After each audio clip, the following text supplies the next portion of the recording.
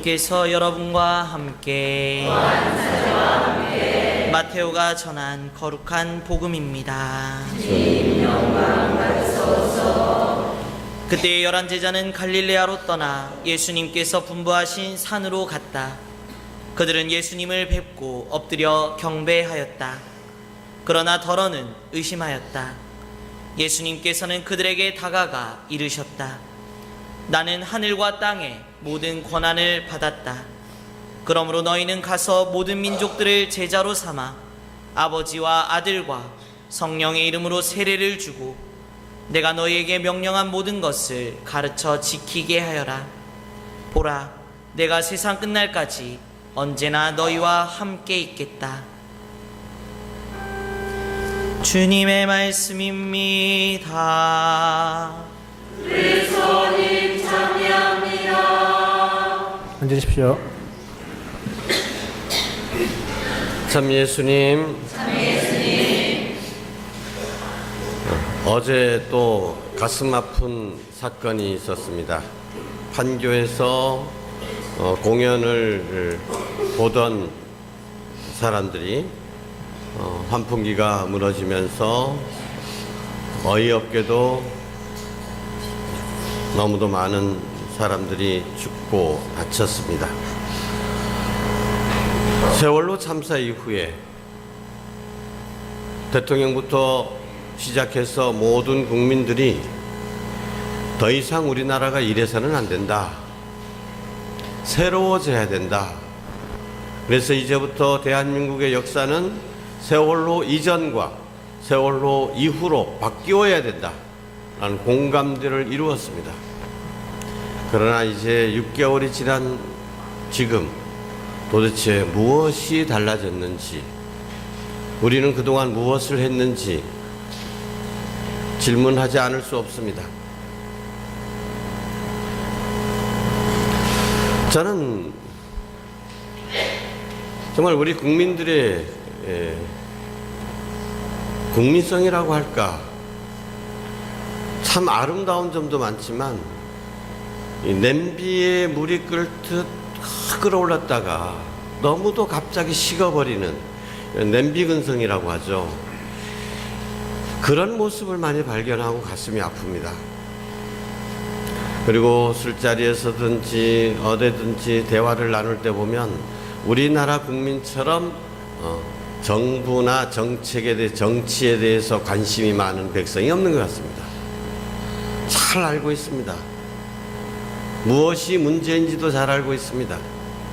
그런데 불평하기만 하지, 판단하기만 하지, 자신이 남을 손가락질 할지만 알았지, 자신이 그걸 위해서 무엇을 해야 되는지에 대해서는 전혀 고찰하는 바가, 생각하는 바가 없다는 안타까움을 자주 느낍니다. 정치인들 뭐 하는 거냐, 대통령 뭐 하는 거냐, 도지사는 뭐 하는 거냐, 이렇게 이야기하기는 쉬운데, 그럼 넌 뭐 했느냐라고 할 때 아무것도 한 거 없어요. 그냥 뉴스 보고 욕이나 하지, 불평이나 하지. 그것이 바로 이러한 상황을 만드는 것이 아닌가 싶습니다. 방관자로 머물러 있는 것, 비판자로 머물러 있는 것. 오늘은 모든 민족들의 복음화를 위하여 기도하는 날입니다. 그리고 특별히 우리 주위에 복음을 받아들이지 않는 사람들에게 복음을 전하는 것은 물론이고, 세상 끝까지 가서 낯선 곳, 물도 안 맞고 음식도 안 맞고 사고방식도 틀리고 문화도 틀린 그런 곳까지 가서 복음을 전하고 있는 그런 이들을 위해서 기도하고 물질적으로도 참여하자고 하는 날입니다. 이 교회의 선교 사명은 교회의 본질적인 사명이다. 존재론적인 본질이다라고 이렇게까지 얘기를 합니다. 교회가 존재하는 까닭은 무엇인가? 첫 번째가 복음을 선포하기 위한 것이다. 교회는 선교적이다. 교회 자체가 선교를 위해서 존재한다는 것입니다. 그러니까 우리 교회 구성원인 우리도 선교를 위해서 불리움을 받은 사람들이다. 나 혼자 잘 살아서 천당 가서 영원히 행복하게 살라고 우리 교회에 불리움을 받은 것이 아니라 당신의 말씀을 전하라고 불리움을 받은 것이다. 이것을 우리가 보다 더 깊게 느끼고 실천에 옮길 수 있게 다짐하는 이런 날이기도 합니다. 오늘 복음은 마테오 복음의 마지막입니다. 주님께서 승천하시면서 제자들에게 남기신 마지막 말씀이죠. 뭐라 그랬습니까? 너희는 가서 모든 민족들을 제자로 삼아 아버지와 아들과 성령의 이름으로 세례를 주고 내가 너희에게 명한 모든 것을 가르쳐 지키게 하여라. 세례를 주고 당신이 명한 것을 가르쳐서 지키게 하여라. 이것이 우리가 받은 사명입니다. 근데 세례를 준다는 말과 당신의 명한 것을 가르치고 지키게 하는 것과 두 개의 별개의 것이 아닙니다. 세례를 준다는 것은 그렇게 가르치고 그렇게 살도록 지키도록 하나인 것입니다. 그러면 주님께서 명하신 모든 것이라는 것은 무엇을 말합니까? 뭘 가르치라는 얘기입니까? 한마디로 표현한다면 사랑하면서 살라는 것이죠. 이 세상의 가장 큰 어두움은 세속주의라고 하는데 이 세속주의의 물결이 교회 안에도 가득 차 있다라고 우리 교황님께서 계속 지적하시고 경계를 하시죠. 세속주의라는 것이 무엇입니까? 자기 생각만 하는 것이죠. 남을 배려하지 않고 남을 생각하지 않고 자신의 편안함, 자신의 이익에만 몰두하는 것을 세속주의라고 합니다. 우리는 이 세속주의에 맞서 싸우는 사람들입니다. 오늘 우리 어린이들이 열심히 공부를 했습니다. 그래서 오늘 천년성체를 하게 되는데 정말 기도문도 외워야 되고 힘들었죠. 또 성서도 써야 되고 매주 교리 공부도 해야 되고 평일미사도 참석해야 되고 그런 가운데서도 우리 어린이들이 배운 모든 것을 한마디로 요약을 하면 무엇일까요? 천년성체를 하는 사람들은, 예수님의 몸을 모시는 사람들은 어떻게 살아야 됩니까? 한마디로 얘기하자면 예수님처럼 살아야 된다. 예수님은 어떤 분이십니까? 십자가에 이르기까지, 십자가에서 마지막 피 한 방울까지도 죄인들을 위해서 내어놓으신 분이십니다. 그리스도인이 된다는 것, 예수님을 닮은 사람이 된다는 것은 예수님처럼 우리도 남을 위해서 우리 자신의 피를 흘리는 것을 말합니다. 남을 위해서 우리의 삶을 내어놓는 것을 말합니다.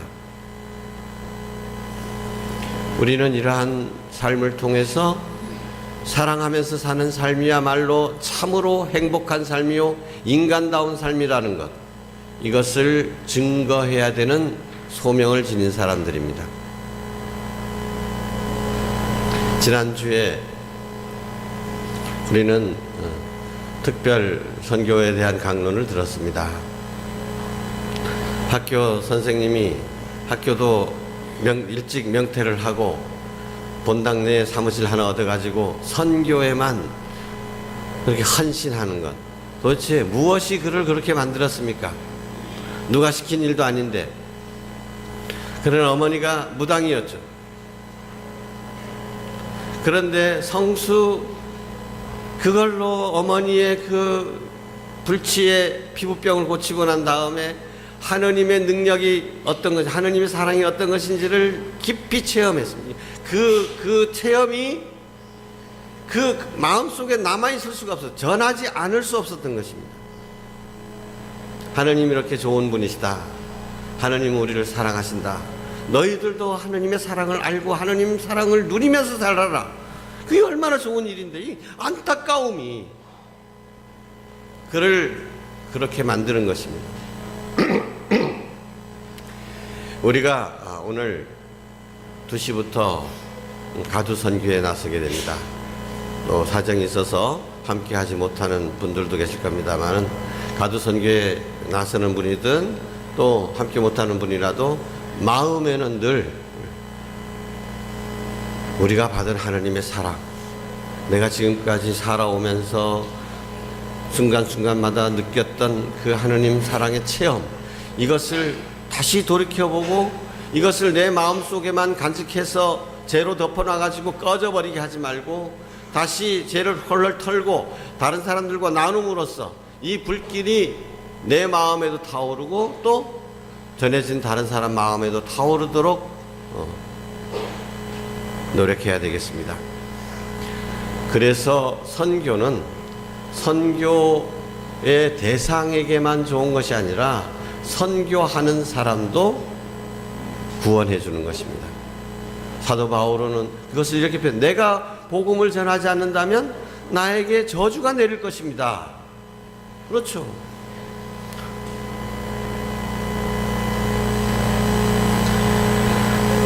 지난 주일에 예비자 봉헌서를 오늘 미사 때 봉헌해 주시도록 부탁을 드렸었는데 아마 또 한 주간 지나면 그때는 해야지 하지만 또 집에 들어가면 또 다 잊어버리고 오늘 또 맞아 경했구나 기억이 날 겁니다. 오늘 미사 끝난 다음에 그 적는 시간을 갖도록 하겠습니다. 그래서 그걸 잘 적으시고 그것을 다음 주일날 미사 때 갖고 오시든지 오늘 미사 끝난 다음에 요 앞에 나와서 봉헌함에 놓고 가시든지 그러시면서 정말 복음 선포를 위한 나의 소명을 되돌이켜보고